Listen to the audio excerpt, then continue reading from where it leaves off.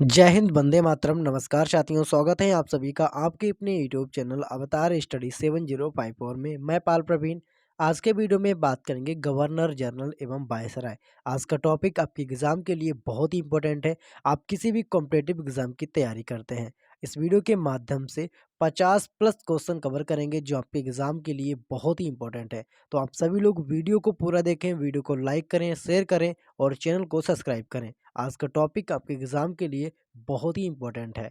Video के last में आप सभी से एक प्रश्न पूछेंगे जिसका आंसर आप सभी को कमेंट बॉक्स में बताना है। तो आइए साथियों, शुरुआत करते हैं बिना देरी के शानदार क्लास के साथ। आज का पहला प्रश्न है, भारत में अंग्रेजों के समय में प्रथम जनगणना कब हुई थी? बहुत ही इंपॉर्टेंट पॉइंट है आपके एग्जाम के लिए। अंग्रेजों के समय भारत में प्रथम जनगणना कब हुई थी साथियों? इस प्रश्न का राइट आंसर है option number C, Lord Mayo के काल में। ठीक है, लॉर्ड मेयो के काल में प्रथम जनगणना हुई थी। आपने इसको नोट करना है, बहुत ही इंपॉर्टेंट पॉइंट है आपके एग्जाम के लिए। इस प्रश्न का राइट आंसर है ऑप्शन नंबर सी, बहुत ही इंपॉर्टेंट पॉइंट है, आपने इसको नोट करना है। अंग्रेजों के समय में प्रथम जनगणना जो हुई थी वह लॉर्ड मेयो के काल में हुई थी। आपने इसको नोट करना है। इंपॉर्टेंट पॉइंट कवर करते हैं साथियों। 1872 में यह ब्रिटिश वायसराय लॉर्ड मेयो के अधीन पहली बार कराई गई थी। उसके बाद यह हर साल 10 वर्ष बाद कराई। हालांकि भारत की पहली संपूर्ण जनगणना 1881 में थी। भारत की पहली संपूर्ण जनगणना की बात करें तो ये 1881 में हुई थी। आपने इसको नोट करना है। अगला ऑप्शन है, भारत में वर्ष 1881 ईस्वी में सर्वप्रथम नियमित जनगणना किसने करवाई थी? बहुत ही इंपॉर्टेंट पॉइंट है। 1881 ईस्वी में सर्वप्रथम नियमित जनगणना किसने करवाई थी? Lord Ripon, Lord Lytton, Lord Mayo या फिर लॉर्ड डफरिन? इस प्रश्न का राइट आंसर साथियों option number A, Lord Ripon के द्वारा कराई गई थी। आपने इसको नोट करना है, बहुत ही इंपॉर्टेंट पॉइंट है आपके एग्जाम के लिए। अगला ऑप्शन है, वर्नाक्यूलर प्रेस एक्ट 1878 में किसके शासन काल में लागू किया गया था? वर्नाक्यूलर प्रेस एक्ट 1878 में किसके शासनकाल में लागू किया गया था? ये पॉइंट बहुत ही इंपॉर्टेंट है। राइट आंसर इस प्रश्न का option number B, Lord Lytton इस प्रश्न का राइट आंसर है। ठीक है, आप सभी लोग इन प्रश्नों को स्टार बना करके नोट करिएगा क्योंकि ये प्रश्न आपके एग्जाम के लिए बहुत ही इंपॉर्टेंट है। आप किसी भी कॉम्पिटेटिव एग्जाम की तैयारी करते हैं उसके लिए। अगला ऑप्शन है, 1882 ईस्वी में किसने वर्नाकुलर प्रेस एक्ट को समाप्त कर दिया था? बहुत ही इंपॉर्टेंट पॉइंट है। 1882 ईस्वी में वर्नाकुलर प्रेस एक्ट को किसने समाप्त कर दिया था? राइट आंसर है option number A, Lord Lytton. ठीक है, लॉर्ड रिपन इस प्रश्न का राइट आंसर है। तो लॉर्ड रिपन के द्वारा 1882 ईस्वी में वर्नाकुलर प्रेस एक्ट को समाप्त कर दिया था। राइट आंसर है इस प्रश्न का ऑप्शन नंबर ए। साथियों, अगर आपको हमारी वीडियो पसंद आ रही है तो प्लीज़ वीडियो को लाइक करें, शेयर करें और चैनल को भी सब्सक्राइब करें। 1857 के विद्रोह के समय गवर्नर जनरल कौन था? बहुत ही इंपॉर्टेंट पॉइंट है। 1857 के विद्रोह के समय भारत का गवर्नर जनरल कौन था? क्वेश्चन नंबर 5 बहुत ही इंपॉर्टेंट है। राइट आंसर है option number C, Lord Canning. ठीक है, 1857 के विद्रोह के समय जो गवर्नर जनरल था उस समय, तो वह था लॉर्ड कैनिंग। आपने इसको नोट करना है, कई बार प्रश्न ऐसे पूछे जाते हैं। आप सभी लोग इन प्रश्न को स्टार बना करके नोट करेंगे। अगला ऑप्शन है, कोलकाता में एशियाटिक सोसाइटी की स्थापना के समय बंगाल का गवर्नर जनरल कौन था? बहुत ही इंपॉर्टेंट पॉइंट है, स्टार बना लेंगे सभी लोग। कोलकाता में एशियाटिक सोसाइटी की स्थापना के समय बंगाल का गवर्नर जनरल कौन था? राइट आंसर इस प्रश्न का साथियों ऑप्शन नंबर वी। ठीक है, लॉर्ड वारेन हेस्टिंग इस प्रश्न का राइट आंसर है। आपने इसको नोट करना है। अगला ऑप्शन है, 1919 ईस्वी में जलियांवाला बाग हत्याकांड में किसने गोली चलाने का आदेश दिया था? बहुत ही इंपॉर्टेंट पॉइंट है। 1919 ईस्वी में जलियांवाला बाग हत्याकांड में गोली चलाने का आदेश किसके द्वारा दिया गया था? तो राइट आंसर है इस प्रश्न का ऑप्शन नंबर सी। ठीक है, जनरल ओ डायर इस प्रश्न का राइट आंसर है। आपने इसको नोट करना है। तो जनरल डायर के द्वारा 1919 ईस्वी में जलियांवाला बाग हत्याकांड में गोली चलाने का आदेश दिया गया था। अगला ऑप्शन है, भारत का प्रथम गवर्नर जनरल एवं वायसराय कौन था? आपसे पूछा गया है साथियों, भारत का प्रथम गवर्नर जनरल एवं वायसराय कौन था? राइट आंसर है option number B, Lord Canning. ठीक है, भारत का प्रथम गवर्नर जनरल जनरल एवं वायसराय जो था वह लॉर्ड कैनिंग था। आपने इसको नोट करना है, सभी लोग इसको स्टार बना करके नोट करेंगे। अगला ऑप्शन है, द्वंद्व शासन नीति किसने समाप्त किया था? द्वंद्व शासन नीति जो है साथियों, वह किसके द्वारा समाप्त किया गया था? राइट आंसर है option number D, Warren Hastings के द्वारा द्वंद्व शासन नीति को समाप्त कर दिया था। राइट आंसर है ऑप्शन का ऑप्शन नंबर डी। अगला ऑप्शन है, भारत में अंग्रेजी शिक्षा शुरुआत की मुख्य श्रेय किसे जाता है? बहुत इंपॉर्टेंट पॉइंट है, भारत में अंग्रेजी शिक्षा की शुरुआत का श्रेय किसको जाता है? बहुत इंपॉर्टेंट पॉइंट है, सभी लोग इसको स्टार बना करके नोट करेंगे। और राइट आंसर है option number B, Lord Mayo. ठीक है, लॉर्ड मेयो का इसका जो श्रेय है, अंग्रेजी शिक्षा की शुरुआत का जो श्रेय है, लॉर्ड मेकाले को जाता है। आपने इसको नोट करना है, लॉर्ड मेकाले इस प्रश्न का राइट आंसर है।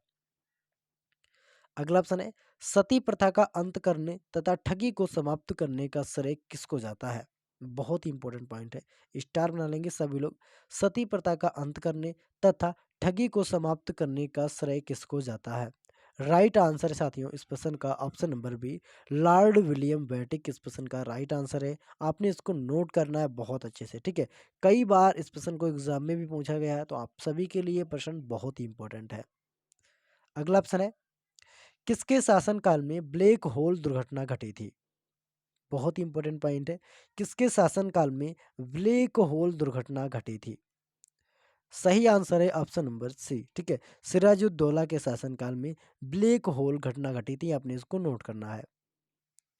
अगला ऑप्शन है, भारत के किस गवर्नर जनरल के समय में सिंध का विलय यानी 1843 में अंग्रेजी राज्य में किया गया था? सिंध का विलय जो कि 1843 ईस्वी में हुआ था और अंग्रेजी राज्य में किया गया था, तो साथियों किसके समय में किया गया था? राइट आंसर है ऑप्शन नंबर ए। ठीक है, लॉर्ड एलन बोरो इस प्रश्न का राइट आंसर है, लॉर्ड एलन बोरो इस प्रश्न का राइट आंसर है। अगला ऑप्शन है, सहायक संधि के संबंध में किसने कहा था, हमारी नीति और हमारे लक्ष्य ने भारतीय राज्यों को शून्य की स्थिति में पहुंचा दिया है? बहुत इंपॉर्टेंट पॉइंट है, ये किसका कथन है? आपको इस प्रश्न का राइट आंसर है देना है। तो राइट आंसर है साथियों option number C, Lord Wellesley के द्वारा कहा गया था। ठीक है, लॉर्ड वेलेजली के द्वारा कहा गया था, हमारी नीति और हमारे लक्ष्य ने भारतीय राज्यों को शून्य की स्थिति में पहुंचा दिया है। अगला ऑप्शन है, किस वायसराय के कार्यकाल में चोरी चोरा कांड की घटना घटी थी? बहुत इंपॉर्टेंट पॉइंट है, किस वायसराय के कार्यकाल में चोरी चोरा कांड की घटना घटी थी? राइट आंसर है option number B, Lord Reading इस प्रश्न का राइट आंसर है। ठीक है, लॉर्ड रीडिंग के शासनकाल में चोरी चोरा घटना जो कि 1922 में घटी थी। आपने इसको नोट करना है। अगला ऑप्शन है, भारत में कर्जन के प्रशासन की तुलना औरंगजेब से किसने की थी? भारत में कर्जन के प्रशासन की तुलना औरंगजेब से किसने की थी? बहुत ही इंपॉर्टेंट पॉइंट है। और इस प्रश्न का साथियों राइट आंसर है ऑप्शन नंबर डी, दादा भाई नौरोजी इस प्रश्न का राइट आंसर है। आपने इसको नोट करना है, बहुत ही इंपॉर्टेंट पॉइंट है, दादा भाई नौरोजी। अगला ऑप्शन है, भारतीय राष्ट्रीय कांग्रेस की स्थापना 1885 ईस्वी में हुई थी, उस समय वायसराय कौन था? बहुत ही इंपॉर्टेंट पॉइंट है, भारतीय राष्ट्रीय कांग्रेस की स्थापना 1885 ईस्वी में हुई थी, उस समय वायसराय कौन था? राइट आंसर है option number C, Lord Dufferin इस प्रश्न का राइट आंसर है। आपने इसको नोट करना है। ठीक है, लॉर्ड डफरिन 1885 में भारतीय राष्ट्रीय कांग्रेस की स्थापना की गई थी। तो उस समय जो वायसराय यानी गवर्नर था वह था लॉर्ड डफरिन। अगला ऑप्शन है, ब्रिटेन के राजा जॉर्ज पंचम के स्वागत के लिए दिल्ली दरबार का आयोजन 1911 में किसके शासनकाल में किया गया था? ब्रिटेन के राजा जॉर्ज पंचम के स्वागत के लिए दिल्ली दरबार का आयोजन 1911 में किसके शासनकाल में किया गया था? बहुत ही इंपॉर्टेंट पॉइंट है, राइट आंसर है option number C, Lord Hardinge द्वितीय के शासनकाल में। ठीक है, 1911 में जो गवर्नर था लॉर्ड हार्डिंग द्वितीय, आपने इसको नोट करना है। अगला ऑप्शन है, किसके शासनकाल में बंगाल में भयानक अकाल पड़ा था? बहुत ही इंपॉर्टेंट पॉइंट है, स्टार बना लेंगे सभी लोग। किसके शासनकाल में बंगाल में भयानक अकाल अकाल पड़ा था? तो राइट आंसर है ऑप्शन नंबर सी, लॉर्ड। ठीक है, लॉर्ड नॉर्थ ब्रुक इस प्रश्न का राइट आंसर है। लॉर्ड नॉर्थ ब्रुक इस प्रश्न का राइट आंसर है, आपने इसको स्टार बना करके नोट करना है। अगला ऑप्शन है, बक्सर के युद्ध 1764 में अंग्रेजी सेना का नेतृत्व करने वाला कौन था? बक्सर के युद्ध 1764 में अंग्रेजी सेना का नेतृत्व करने वाला कौन था? राइट आंसर है ऑप्शन नंबर सी, हेकट मुनरो इस प्रश्न का राइट आंसर है, आपने इसको नोट करना है। हेकटर मुनरो, बहुत ही इंपॉर्टेंट पॉइंट है। अगला ऑप्शन है, क्लाइव को बंगाल का गवर्नर बनाया गया। क्लाइव को बंगाल का गवर्नर बनाया गया था, वह कौन सा समय था? राइट आंसर ऑप्शन का ऑप्शन नंबर बी, 1757 ईस्वी में बंगाल को जो गवर्नर था वह था क्लाइव, आपने इसको नोट करना है। बहुत ही इंपॉर्टेंट पॉइंट है, सभी लोग स्टार बना करके इसको नोट करेंगे। अगला ऑप्शन है, प्रशासनिक अर्थव्यवस्था। ठीक है, प्रशासनिक अव्यवस्था यानी कुशासन के आधार पर डलहौजी ने किस राज्य को ब्रिटिश साम्राज्य में मिलाया था? प्रशासनिक अव्यवस्था के आधार पर डलहौजी ने किस राज्य को ब्रिटिश साम्राज्य में मिलाया था? बहुत ही इंपॉर्टेंट पॉइंट है। राइट आंसर है ऑप्शन नंबर ए, अवध। अवध इस प्रश्न का राइट आंसर है, आपने इसको नोट करना है। अगला ऑप्शन है, निम्नलिखित में से ब्रिटिश सरकार का वह गवर्नर जनरल कौन था जिसने भारत में डाक टिकट शुरू किए थे? ब्रिटिश सरकार का वह गवर्नर जनरल कौन था जिसने भारत में डाक टिकट शुरू किए थे? राइट आंसर है option number A, Lord Dalhousie के द्वारा डाक सेवा यानी डाक टिकट की शुरुआत की गई थी। अगला ऑप्शन है, सती प्रथा का अंत करने तथा ठगी को समाप्त करने का श्रेय किसको जाता है? सती प्रथा का को अंत करने या इसको समाप्त करने और ठगी को रोकने का जो श्रेय है साथियों, वह किसको जाता है? सही आंसर है option number B, Lord William Bentinck. ठीक है, लॉर्ड विलियम बेटिक ने सती प्रथा का अंत किया और ठगी को भी समाप्त किया था। अगला ऑप्शन है, ईस्ट इंडिया कंपनी के नेतृत्व में रॉबर्ट क्लाइव का उत्तराधिकारी निम्नलिखित में कौन था? बहुत ही इंपॉर्टेंट पॉइंट है आपके एग्जाम के लिए, और इस प्रश्न का राइट आंसर है ऑप्शन नंबर सी, हेस्टिंग इस प्रश्न का राइट आंसर है, आपने इसको नोट करना है। सभी लोग वीडियो को एक बार शेयर कर देंगे, लाइक करेंगे और चैनल को भी सब्सक्राइब करेंगे। सुरक्षा प्रकोष्ठ नीति संबंधित है। सुरक्षा प्रकोष्ठ नीति संबंधित है। राइट आंसर है option number A, Warren Hastings से संबंधित है, आपने इसको नोट करना है। बहुत ही इंपॉर्टेंट पॉइंट है। ठीक है, सुरक्षा प्रकोष्ठ नीति जो संबंधित है वह वारेन हेस्टिंग के द्वारा। अगला ऑप्शन है, ब्रिटिश जर्नल जिसने हैदर अली को पोर्टानोवा के युद्ध में हराया, कैप्टन पोपोहोम। ठीक है, आपको बताना है कि युद्ध में हराया था वह कौन था? बहुत ही इंपॉर्टेंट पॉइंट है। पहला ऑप्शन आपका ये हो जाएगा यहाँ पे, कैप्टन पोप होम। बी है सर आइकर कोट, और सी ऑप्शन है सर हेक्टर मुनरो, और डी है जनरल गुडार्ड। तो इस प्रश्न का साथियों राइट आंसर है ऑप्शन नंबर बी। ठीक है, सर आयर कोटर इस प्रश्न का राइट आंसर है। सर आयर कोट इस प्रश्न का राइट आंसर है, आपने इसको नोट करना है। अगला ऑप्शन है, बंगाल के किस गवर्नर के समय में सरकारी खजाना मुर्शिदाबाद से कलकत्ता स्थानांतरित किया गया था? बहुत ही इंपॉर्टेंट पॉइंट है। बंगाल के किस गवर्नर जनरल के समय में सरकारी खजाना मुर्शिदाबाद से कलकत्ता स्थानांतरित किया गया था? राइट आंसर है ऑप्शन नंबर डी। ठीक है, वारेन हेस्टिंग इस प्रश्न का राइट आंसर है, आपने इसको स्टार बना करके नोट करना है। अगला ऑप्शन है, किस अधिनियम के तहत वारेन हेस्टिंग बंगाल के प्रथम गवर्नर जनरल बनाए गए थे? किस अधिनियम के तहत? ठीक है, आपको बताना है। तो वारेन हेस्टिंग जो है आपके, ये बंगाल के गवर्नर जनरल किस अधिनियम के तहत बनाए गए थे? राइट आंसर है ऑप्शन नंबर ए, 1773 का रेगुलेटिंग एक्ट के तहत। ठीक है, 1773 का रेगुलेटिंग एक्ट के तहत बंगाल के प्रथम गवर्नर जनरल वारेन हेस्टिंग को बनाया गया था। अगला ऑप्शन है, किसके समय काल में, ठीक है, किसके समय में कलकत्ता में प्रथम न्यायालय की स्थापना की गई थी? किसके समय में कलकत्ता में प्रथम न्यायालय की स्थापना की गई थी? राइट आंसर है साथियों, क्वेश्चन नंबर 30 का राइट आंसर है option number D, Warren Hastings इस प्रश्न का राइट आंसर है। अगला ऑप्शन है, बंगाल के किस गवर्नर जनरल के काल में पिट्स इंडिया एक्ट यही 1784 जो समय था पारित किया गया था। पिट्स इंडिया एक्ट 1784 में यह पारित किया गया था। किसके समय में? राइट आंसर है option number A, Warren Hastings. इस प्रश्न का राइट आंसर है। आपने इसको नोट करना है, बहुत ही इंपॉर्टेंट पॉइंट है आपके एग्जाम के लिए। सभी लोग स्टार बना करके इसको नोट करेंगे।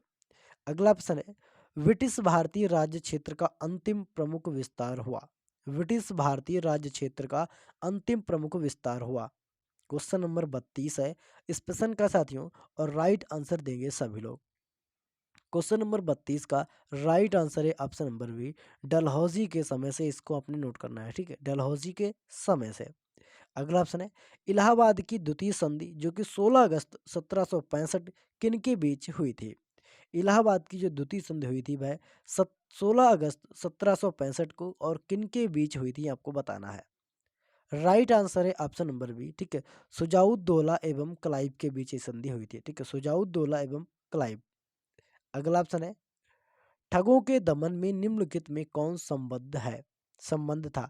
ठगों के दमन में निम्नलिखित में से कौन संबंध था, आप लोग को बताना है। राइट आंसर है साथियों option number B, Colonel Sleeman. इस प्रश्न का राइट आंसर है कर्नल स्लीमैन। इस प्रश्न का राइट आंसर है, आपने इसको नोट करना है। जिन लोगों ने अभी तक वीडियो को शेयर नहीं किया तो प्लीज सभी लोग वीडियो को शेयर कर देंगे। नोट पॉइंट समझते हैं। लॉर्ड विलियम वेटिक ने कैप्टन स्लीमैन को ठगों के विरुद्ध कार्रवाई करने के लिए नियुक्त किया। उसने लगभग 1500 ठगों को बंदी बना लिया था। अगला ऑप्शन है, भारत में सहायक संधि का जन्मदाता या आविष्कारक था। बहुत ही इंपॉर्टेंट पॉइंट है। भारत में सहायक संधि का जन्मदाता, ठीक है, या आविष्कारक किसको कहा जाता है। राइट आंसर है साथियों ऑप्शन नंबर ए, डुप्ले। इस प्रश्न का राइट आंसर है डुप्ले को सहायक संधि का जन्मदाता कहा जाता है। अगर इन नोट पॉइंट समझते हैं साथियों, सहायक संधि का जन्मदाता या सहायक संधि का जन्म लॉर्ड वेलेजली को कहा जाता है, अपितु लॉर्ड वेलेजली सहायक संधि का सर्वप्रथम प्रयोग करने वाला व्यक्ति नहीं था। सहायक संधि का सर्वप्रथम प्रयोग फ्रांसीसी डुप्ले के द्वारा किया गया था। अगला ऑप्शन है, गोद प्रथा पर प्रतिबंध लगाने वाला गवर्नर था। बहुत ही इंपॉर्टेंट पॉइंट है। गोद प्रथा पर प्रतिबंध लगाने वाला गवर्नर जनरल था। क्वेश्चन नंबर 36 है और इस प्रश्न का साथियों राइट आंसर है option number B, Lord Dalhousie. इस प्रश्न का राइट आंसर है, आपने इसको नोट करना है। अगला ऑप्शन है, किसके द्वारा बंगाल और बिहार का स्थायी बंदोबस्त इस्तमरमारी बंदोबस्त शुरू किया गया था। बहुत ही इंपॉर्टेंट पॉइंट है। राइट आंसर साथियों इस प्रश्न का option number D, Lord Cornwallis. इस प्रश्न का राइट आंसर है, ठीक है, लॉर्ड कार्नवालिस इस प्रश्न का राइट आंसर है, आपने इसको नोट करना है। अगला ऑप्शन है, ब्रिटिश सरकार ने भारत में स्थायी बंदोबस्त कब लागू किया। क्वेश्चन नंबर 38 बहुत ही इंपॉर्टेंट है।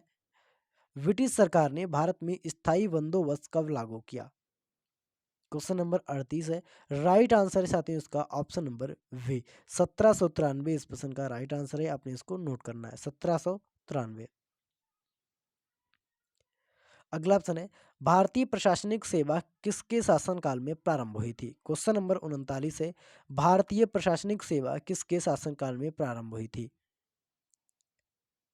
राइट आंसर है option number D, Lord Cornwallis, ठीक है, लॉर्ड कार्नवालिस के समय में भारतीय प्रशासनिक सेवा की शुरुआत की गई थी। अगला ऑप्शन है, भारत में स्थानीय स्वशासन के जनक हैं। बहुत इंपॉर्टेंट पॉइंट है, भारत में स्थानीय स्वशासन के जनक हैं। राइट आंसर है option number C, Lord Ripon. इस प्रश्न का राइट आंसर है, आपने इसको नोट करना है, बहुत ही इंपॉर्टेंट पॉइंट है। अगला ऑप्शन है साथियों, गेटवे ऑफ इंडिया का निर्माण की घोषणा हुई थी। जो गेटवे ऑफ इंडिया है साथियों, इसके निर्माण की घोषणा कब हुई थी। राइट आंसर है ऑप्शन नंबर 1911 में, ठीक है, गेटवे ऑफ इंडिया की जो घोषणा है वह 1911 में हुई थी, आपने इसको नोट करना है। अगला ऑप्शन है, किस गवर्नर जनरल ने अपने को बंगाल का शेर कहा था। बहुत ही इंपॉर्टेंट पॉइंट है, किस गवर्नर जनरल ने अपने को बंगाल का शेर कहा था। राइट आंसर है ऑप्शन नंबर, ठीक है, option number D, Lord Wellesley. इस प्रश्न का राइट आंसर है, लॉर्ड वेलेजली ने अपनी को बंगाल का शेर कहा था।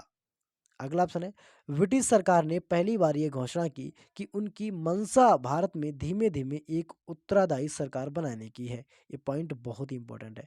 ब्रिटिश सरकार ने क्या कहा था, ठीक, घोषणा में उन्होंने कहा था कि उनकी मंशा भारत में धीरे-धीरे उत्तरादायी सरकार बनाने की है।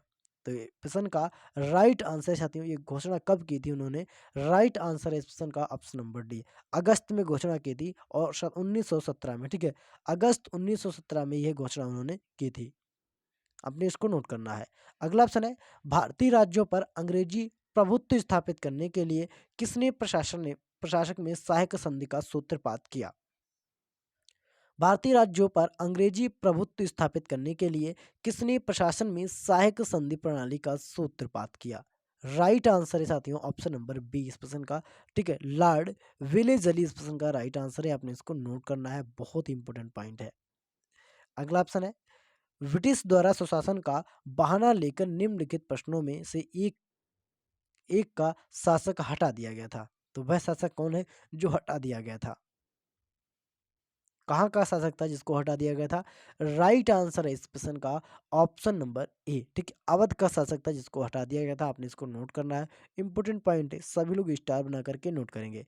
वीडियो को सभी लोग एक बार शेयर कर देंगे, लाइक करेंगे और चैनल को भी सब्सक्राइब करेंगे। अगला ऑप्शन है, पब्लिक वर्कर्स डिपार्टमेंट को 1845 और 1855 के दौरान स्वरूप देने वाले थे? Lord Dalhousie, Lord Cornwallis, Lord Auckland या फिर वारेन हेस्टिंग? राइट आंसर है साथियों ऑप्शन का option number A, Lord Dalhousie option का राइट आंसर है, आपने इसको नोट करना है। अगला ऑप्शन है, निम्न में से कौन एक भारत का प्रथम वायसराय था? निम्न में से कौन एक भारत का प्रथम वायसराय था? बहुत ही इंपॉर्टेंट पॉइंट है, स्टार बना लीजिएगा सभी लोग। क्वेश्चन नंबर 47 का राइट आंसर है option number C, Lord Canning इस प्रश्न का राइट आंसर है, आपने इसको नोट करना है। अगला ऑप्शन है, निम्नलिखित कथनों पर विचार कीजिए। पहला पॉइंट है, रॉबर्ट क्लाइव बंगाल के प्रथम गवर्नर जनरल थे। दूसरा पॉइंट है, विलियम वेटिक भारत के प्रथम गवर्नर जनरल थे। और तीसरा पॉइंट है, उपयुक्त कथनों में से कौन सा कथन सही है? आपको बताना है साथियों, और आपको नीचे निष्कर्ष दिया गया, इसमें से आपको बताना है कि इसमें से कौन सा कथन सही है। और इस प्रश्न का साथियों राइट आंसर है ऑप्शन नंबर बी, केवल टू, ठीक है? यानी विलियम बेटिक भारत के प्रथम गवर्नर जनरल थे। राइट आंसर हो जाएगा इस प्रश्न का ऑप्शन नंबर टू वाला। अगला ऑप्शन है, ईस्ट इंडिया कंपनी का राजपूत राज्यों में सहायक संधि करने का मुख्य उद्देश्य था? राजपूत राज्यों में सहायक संधि करने का मुख्य उद्देश्य था?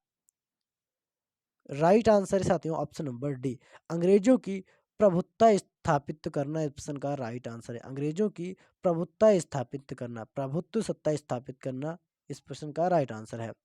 अगला ऑप्शन है, विधवा पुनर्विवाह अधिनियम किसके शासन में क्रियान्वित किया गया था? विधवा पुनर्विवाह अधिनियम किसके शासन में क्रियान्वित किया गया था? राइट आंसर है साथियों प्रश्न का option number B, Lord Canning इस प्रश्न का राइट आंसर है, आपने इसको नोट करना है, ठीक है? राइट आंसर है option number B, Lord Canning. अगला ऑप्शन है, अपने पुत्र के स्थान पर दूसरे उत्तराधिकारी को लेने के अधिकार को पुनः स्थापित किया गया था?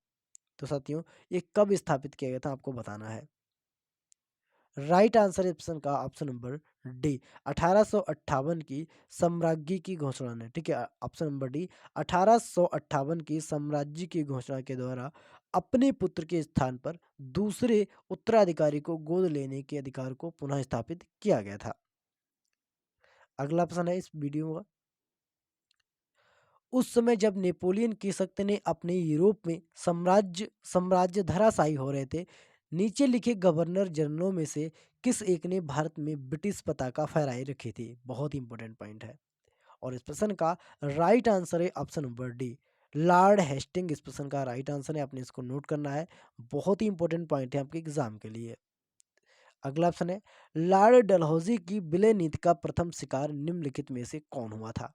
ये पॉइंट बहुत इंपॉर्टेंट है और आज की वीडियो का लास्ट प्रश्न है साथियों, सभी लोग इस प्रश्न का आंसर जो है कमेंट बॉक्स में दें, ठीक है? लॉर्ड डलहौजी की विलय नीति का प्रथम शिकार निम्नलिखित में से कौन हुआ था? झांसी, संतारा, कल करौली या फिर जबलपुर? सभी लोग इस प्रश्न का राइट आंसर दें। वीडियो को शेयर करें, लाइक करें और चैनल को भी सब्सक्राइब करें। कमेंट करके हमको ज़रूर बताएं कि आपको हमारी वीडियो कैसी लगी। मिलते हैं अगली वीडियो में, तब तक के लिए जय हिंद, जय भारत।